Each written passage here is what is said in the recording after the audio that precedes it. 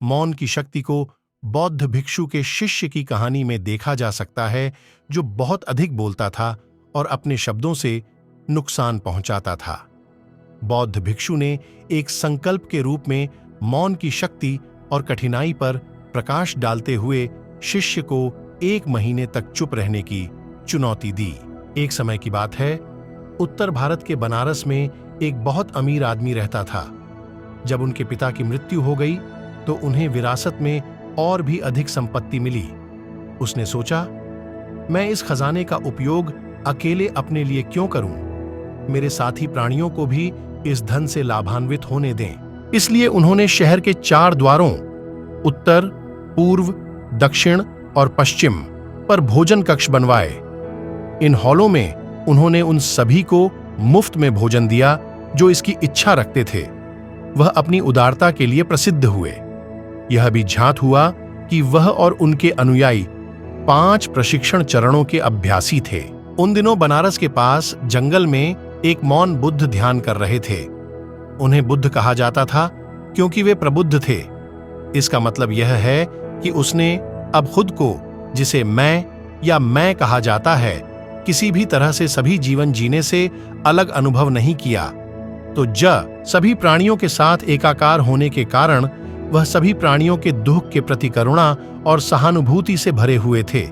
इसलिए वह उन्हें उसी तरह पढ़ाना और प्रबुद्ध होने में मदद करना चाहता था जैसे वह था। लेकिन हमारी कहानी का समय सबसे दुर्भाग्यपूर्ण समय था, बहुत दुखद समय था। यह एक ऐसा समय था जब कोई भी सत्य को समझने और जीवन को उस रूप में अनुभव करने में सक्षम नहीं था जैसा वह वास्तव में है। और चूंकि बुद्ध यह जानते थे, इसीलिए वे चुप थे। उच्च मानसिक स्थिति, उनकी एकाग्रता इतनी अधिक थी कि वे 7 दिन और रात तक बिना खाए पिए एक ही स्थिति में रहे। जब वह सामान्य अवस्था में लौटा तो उसके सामने भूख से मरने का खतरा था। दिन के सामान्य समय में वह बनारस के एक धनी व्यक्ति की हवेली पर भिक्षा का भोजन लेने जाता था। बुद्ध अपना भिक्षा पात्र लेकर आ रहे हैं। वह सम्मानपूर्वक अपनी सीट से उठे। उसने अपने सेवक से कहा कि वह जाकर उसे भिक्षा दे। इस बीच मृत्यु के देवता मारा देख रहे थे। मारा वह है जो सभी प्राणियों पर सत्ता के लालच से भरा है। यह शक्ति उसके पास केवल मृत्यु के भय के कारण ही हो सकती है। चूंकि बुद्ध प्रत्येक क्षण में पूरी तरह से जीवन जीते हैं, उन्हें भविष्य के जीवन की कोई इच्छा नहीं होती है और भविष्य की मृत्यु का कोई डर नहीं होता है। इसलिए चूंकि मारा के पास मौन बुद्ध पर कोई शक्ति नहीं हो सकती थी, इसलिए वह उन्हें नष्ट करना चाहता था। जब उसने देखा कि वह भूख से मरने के करीब है, तो उसे पता चला कि उसके सफल होने की अच्छी संभावना है। जब यीशु से यह साबित करने के लिए कहा गया, क्या आप ईश्वर के पुत्र हैं? वह चुप रहा। वह सबसे बुद्धिमानी भरा काम था। जब आपसे किसी ऐसी बात का सबूत मांगा जाए जो सबूत से परे है, तो इसका उपाय है चुप्पी। आप किसी को बता रहे हैं कि आपके पैर में दर्द है और वे आपसे पूछते हैं, चलो मुझे साबित करो, मैं तुम पर कैसे विश्वास करूं? आप अपना दर्द कैसे साबित कर सकते हैं? जब आप दर्द जैसी स्थूल चीज को साबित नहीं कर सकते, तो आप आत्मज्ञान, दिव्यता जैसी अंतरंग चीज को कैसे साबित कर सकते हैं? समझदार चुप हो जाते हैं। एक पुरानी संस्कृत कहावत है, विरूपण वाणी का मूल है। जैसे ही आप बोलना शुरू करते हैं, आप विकृत हो जाते हैं। शब्द अस्तित्व पर कब्जा नहीं कर सकते, लेकिन मौन कर सकता है। इससे पहले कि नौकर मौन बुद्ध के भिक्षा पात्र में भोजन रख सके, मारा ने उनके बीच लाल गर्म जलते कोयले का एक गहरा गड्ढा प्रकट कर दिया। ऐसा लग रहा था जैसे यह किसी नर्क की दुनिया का प्रवेश द्वार हो। जब उसने यह देखा तो नौकर बहुत डर गया। वह वापस अपने मालिक के पास भागा। धनी व्यक्ति ने उससे पूछा कि वह भिक्षा में भोजन दिए बिना क्यों लौट आया। उसने उत्तर दिया, महाराज, मौन बुद्ध के ठीक सामने लाल गर्म जलते अंगारों से भरा एक गहरा गड्ढा है। अमीर आदमी ने सोचा, यह आदमी चीजें देख रहा होगा। उसने दूसरे सेवक को भिक्षा का भोजन लेकर भेजा। वह भी उसी दहकते अंगारों के गड्ढे से भयभीत हो गया। कई नौकर भेजे गए, लेकिन सभी भयभीत होकर वापस लौट आए। तब गुरु ने सोचा, इसमें कोई संदेह नहीं है कि मृत्यु के देवता मारा मौन बुद्ध को भिक्षा भोजन देने के मेरे अच्छे काम को रोकने की कोशिश कर रहे होंगे। क्योंकि अच्छे कर्म आत्मज्ञान के मार्ग की शुरुआत है, यह मारा चाहता है मुझे हर कीमत पर रोकने के लिए। लेकिन वह मूक बुद्ध में मेरे विश्वास और देने के मेरे दृढ़ संकल्प को नहीं समझता है, इसलिए वह स्वयं भिक्षा का भोजन मौन बुद्ध के पास ले गया। उसने भी अग्निकुंड से आग की लपटें उठती देखीं। फिर उसने ऊपर देखा और मृत्यु के भयानक देवता को ऊपर आकाश में तैरते हुए देखा। उसने पूछा, आप कौन हैं? मारा ने उत्तर दिया, मैं मृत्यु का देवता हूं। क्या यह आग का गड्ढा तुमने बनाया? उस आदमी से पूछा। मैंने किया, भगवान ने कहा। तुमने ऐसा क्यों किया? आपको भिक्षा में भोजन देने से रोकने के लिए और इस तरह मौन बुद्ध को मरने के लिए प्रेरित करने के लिए, साथ ही आपके संपूर्ण कार्य को आत्मज्ञान के मार्ग पर मदद करने से रोकने के लिए, ताकि आप मेरी शक्ति में बने रहें। बनारस के अमीर आदमी ने कहा, हे मारा, मृत्यु के देवता, दुष्ट, तुम मूक बुद्ध को नहीं मार सकते और तुम मेरे संपूर्ण दान को नहीं रोक सकते। देखते हैं किसका दृढ़ संकल्प अधिक मजबूत है। फिर उन्होंने आग के प्रचंड कुंड की ओर देखा और शांत और सौम्य प्रबुद्ध व्यक्ति से कहा, हे मौन बुद्ध, सत्य का प्रकाश हमारे लिए एक उदाहरण के रूप में चमकता रहे। जीवन के इस उपहार को स्वीकार करें। इतना कहकर वह अपने आप को पूरी तरह से भूल गया और उस क्षण उसे मृत्यु का कोई भय नहीं था। जैसे ही उसने जलते हुए गड्ढे में कदम रखा, उसे महसूस हुआ कि वह एक सुंदर शीतल कमल के फूल से ऊपर उठ रहा है। इस चमत्कारी फूल का परागकण हवा में फैल गया और उसे सोने के चमकते रंग से ढक दिया। कमल के मध्य में खड़े होकर महान व्यक्ति ने मौन बुद्ध के कटोरे में भिक्षा भोजन डाला। मृत्यु के देवता मारा पराजित हुए। इस अद्भुत उपहार की सराहना करते हुए मूक बुद्ध ने आशीर्वाद में अपना हाथ उठाया। अमीर आदमी ने सिर के ऊपर हाथ जोड़कर प्रणाम किया। फिर मौन बुद्ध बनारस से प्रस्थान कर हिमालय के जंगलों में चले गए। सोने के रंग से चमकते अद्भुत कमल पर खड़े होकर उदार गुरु ने अपने अनुयायियों को शिक्षा दी। उन्होंने उन्हें बताया कि मन को शुद्ध करने के लिए 5 प्रशिक्षण चरणों का अभ्यास आवश्यक है। उन्होंने उनसे कहा कि इतने शुद्ध मन से भिक्षा देने में बहुत पुण्य है। वास्तव में जीवन का उपहार है। जब उन्होंने पढ़ाना समाप्त कर लिया तो अग्निकुंड और सुंदर शीतल कमल पूरी तरह से गायब हो गए। जब बुद्ध को मई माह की पूर्णिमा के दिन ज्ञान प्राप्त हुआ तो वे मौन रहे। पूरे 1 सप्ताह तक उन्होंने एक शब्द भी नहीं कहा। पौराणिक कथाओं में कहा गया है कि स्वर्ग के सभी देवदूत भयभीत हो गए और उन्होंने कहा, सहस्राब्दी में एक बार कोई व्यक्ति बुद्ध की तरह पूरी तरह से खिलता है। अब वह चुप है, एक शब्द भी नहीं बोल रहा है। ऐसा कहा जाता है कि सभी देवदूत बुद्ध के पास आए और उनसे कुछ कहने को कहा, कृपया कुछ बोलें। बुद्ध ने कहा, जो जानते हैं वे मेरे कहे बिना भी जानते हैं और जो नहीं जानते वे मेरे शब्दों से नहीं जान पाएंगे। अंधे आदमी के लिए जीवन का कोई भी वर्णन व्यर्थ है। जिसने स्वाद नहीं लिया है अस्तित्व का, जीवन का अमृत, इस बारे में उनसे बात करने का कोई मतलब नहीं है। इसलिए मैं चुप हूं। उन्होंने कहा, आप इतनी अंतरंग, इतनी व्यक्तिगत बात कैसे बता सकते हैं? शब्द नहीं कर सकते। और अतीत में कई धर्म ग्रंथों ने घोषणा की है, शब्द वहीं समाप्त होते हैं जहां सत्य शुरू होता है। तर्क बहुत अच्छा था, लेकिन देवदूतों ने कहा, हां, हम सहमत हैं, आप जो कहते हैं वह सही है।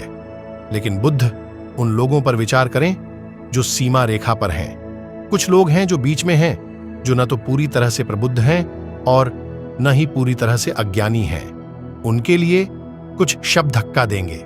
उनके लिए तुम कुछ बोलो, कुछ कहो, और तुम्हारा हर शब्द उस मौन को पैदा करेगा। शब्दों का उद्देश्य मौन पैदा करना है। अगर शब्द अधिक शोर पैदा करते हैं तो वे पहुंचे नहीं हैं उनके लक्ष्य। और बुद्ध के शब्द निश्चित ही मौन पैदा करेंगे, क्योंकि बुद्ध मौन की अभिव्यक्ति हैं। मौन जीवन का स्रोत है और रोगों का इलाज है। आपने देखा होगा कि जब लोग गुस्से में होते हैं तो चुप रहते हैं, या तो खूब चिल्लाते हैं और चिल्लाने के बाद चुप हो जाते हैं, या जब तुम दुखी होते हो तो कहते हो, मुझे अकेला छोड़ दो। आप मुंह लंबा करके चुप रहिए। आप आसानी से पता लगा सकते हैं कि किसी का दिमाग सही है या नहीं, यदि वे बहुत चुप हैं तो आप कुछ गलत जानते हैं। अगर आप दुखी हैं तो आप जाकर चुप हो जाएं। लोग अपना सिर नीचे कर लेते हैं और चुप रहते हैं, और अगर तुम्हें शर्म आती है तो तुम चुप हो जाते हो, और यदि तुम बुद्धिमान हो तो तुम चुप हो जाते हो। और जब आपका सामना अज्ञानता और बेकार सवालों से होता है तो आप चुप हो जाते हैं। आप क्या कर सकते हैं? अंतरिक्ष और मौन पर्यायवाची हैं। खुशी, तृप्ति मौन लाती है, चाहत शोर लाती है। मौन ही इलाज है, क्योंकि मौन में आप स्रोत पर वापस आते हैं और इससे आनंद पैदा होता है। इसीलिए जब कोई दुखी होता है तो चुप हो जाता है और अपने दुख से छुटकारा पाकर बाहर आ जाता है। उन्हें कम से कम खुशी या कुछ शांति के साथ बाहर आना चाहिए। बुद्ध मौन की अभिव्यक्ति थे। उनका मौन अभाव से नहीं, संतृप्ति से आया था। अभाव शिकायतें और शोर पैदा करता है, संतृप्ति मौन लाती है। अपने मन के शोर को देखो। ये किस बारे में है? अधिक पैसा, अधिक प्रसिद्धि, अधिक मान्यता, संतुष्टि, संबंध। शोर किसी चीज को लेकर है। मौन का कोई मतलब नहीं है। क्या आप समझ रहे हैं कि मैं क्या कह रहा हूं?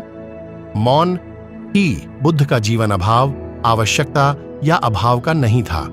शुरू से ही उन्होंने बहुत व्यस्त जीवन जिया। कोई भी खुशी उसी क्षण उसके चरणों में होगी जब वह उसे चाहेगा। गौतम, सिद्धार्थ ने ऐसा जीवन जिया, और आपको आश्चर्य होगा कि इतना सुखी और विलासितापूर्ण व्यक्ति दुख के बारे में कैसे बात कर सकता है। इसके बारे में बोलने के लिए संसार में दुख दुख कश।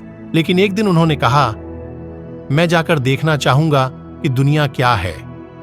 यह जिज्ञासा उनमें पैदा हुई, और जब उसने किसी को बीमार देखा, किसी बूढ़े को और मरते हुए, और किसी को मरते हुए देखा, तो ये तीन घटनाएं उसे यह ज्ञान दिलाने के लिए काफी थीं कि दुख है। जब उन्होंने किसी को बीमार देखा तो बुद्ध ने कहा, बस मुझे इसका अनुभव हो चुका है। इतना गहरा मौन, ऐसा समेकित मौन ही इतना संवेदनशील हो सकता है। किसी के दर्द को देखना और उसे पूरी तरह से प्रतिबिंबित करना और उसे महसूस करना, उसका अनुभव करना। एक बूढ़े आदमी और एक शव की एक झलक ही काफी थी। बुद्ध ने कहा, जीवन में कोई आनंद नहीं है। उन्होंने दुख की एक झलक ही बुद्ध के लिए जांच की यात्रा शुरू करने के लिए काफी थी। जीवन का उद्देश्य क्या है? हम क्यों जी रहे हैं? ब्रह्मांड किस बारे में है?